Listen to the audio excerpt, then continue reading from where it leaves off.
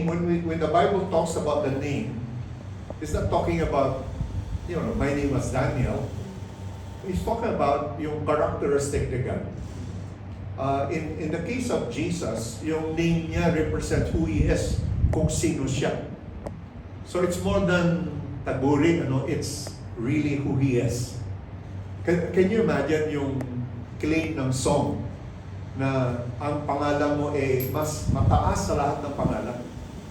And of course, anong verse sa Bible nakasalalay yung verse? Saan kinuha yung worship song natin? Do you know where it was taken from? Your name above all names. Saan galing yan? Nasa New Testament yan, di ba? Ikaw, Iha, saan galing? Ha? Sa Psalm? Siguro meron, pero alam ko nasa New Testament Nasa sa one of the letters of Paul, at chapter 2. Ay, hindi sobra kayo, ha? I think I preached this sermon to you, Do you remember I preached about unity? Yung humility, right? Okay. Well, Philippians chapter 2. Nag-aaway yung church. Sila magkasundo. Tapos, sumulat si Paul, sabi niya, dapat isabuhay ninyo, mapasa inyo yung pag-iisip ni Jesus. Bagamat siya ay Diyos, hindi niya ginamit yung kanyang pagka-Diyos para itaas ang kanyang sarili. Para pilitin ang mga tao na sumunod sa kanya. Kundi nagpakababa siya at sumunod sa kanyang Ama hanggang sa kamatayan. Dahil dito, siya ay binigyan ng pangalan mas mataas sa lahat ng mga pangalan. At sa kanyang pangalan, lahat ng tuhod ay luluhod. At lahat ng dila ay magsasabing siya ay Panginoon. I mean, it really is the victory of Jesus. Yung song na yun, nagpapahayag na lahat ay, yung ating kaaway, yung kalaban natin, kasalanan, si Satanas at ang mundo, ay tinalo ng ating Panginoon. Kaya when you sing that song, you are singing the victory of Christ. And again, it's not only that Jesus is victorious, God wants you and I to be victorious. Pero paano mapasa atin at maging totoo yung victory ni Christ sa ating mga buhay? Yan po yung ating share sa inyo ngayon. I want to share with you kung paano ang paraan ng Panginoon na yung sinasabi niya na totoo ay maging totoo sa ating mga buhay. Na yung mga awit na kinakanta natin ay hindi lang basta kinakanta, kundi yung kinakanta nating awit ay magiging yung ating mga buhay ay magiging awit na rin.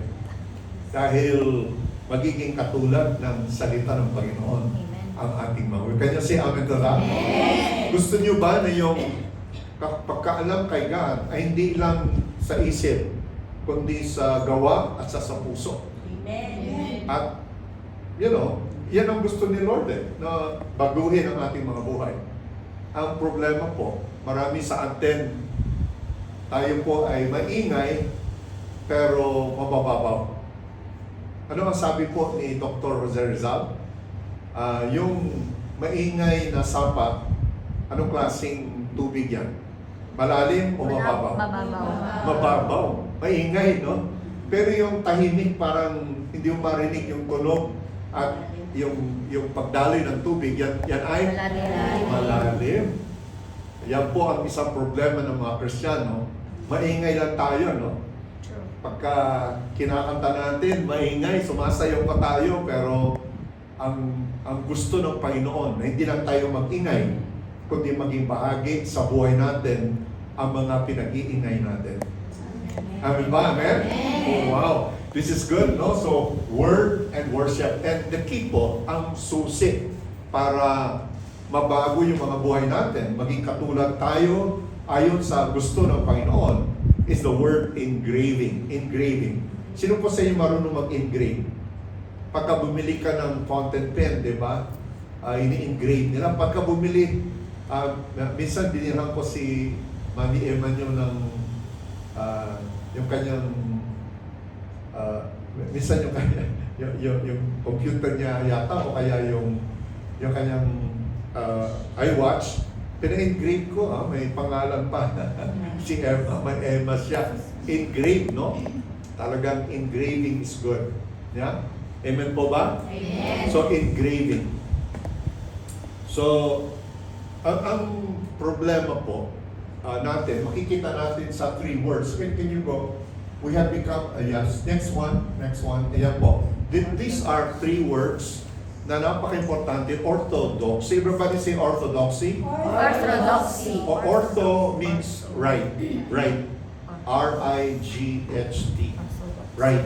At ang doxy, it refers to doxa, no? Yung glory. So, but normally we mean it the right truth or the right doctrine. Right theology. Yung tama na katuruan. Yung orthopraxy, yung ortho, right, and praxy, di ba, practice.